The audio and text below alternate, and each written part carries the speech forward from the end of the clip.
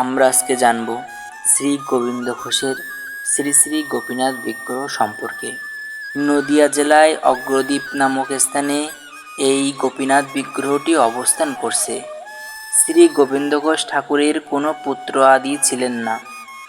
বৃদ্ধাকালে গোবিন্দ ঘোষ ঠাকুর একদিন চিন্তা করছেন, আমার তো কোনো পুত্র সন্তান নাই, মৃত্যুর পরে আমাকে পিণ্ড কে দিবে। সেই দিবসের রজনী শেষে স্বপ্নে গোপীনাথ গোবিন্দ ঘোষ ঠাকুরকে বলছেন, আমিই তো তোমার পুত্র সন্তান, আমিই শ্রাদ্ধ করব। ভগবান ভক্তের যথা সর্বস্ব, তিনিই পুত্র, তিনিই স্বজন, তিনিই মাতা, তিনিই পিতা। গোপীনাথ গোবিন্দ ঘোষের প্রতি বড়ই প্রীত। গোবিন্দ ঘোষও সেই গোপীনাথ ছাড়া আর কিছুই জানতেন না।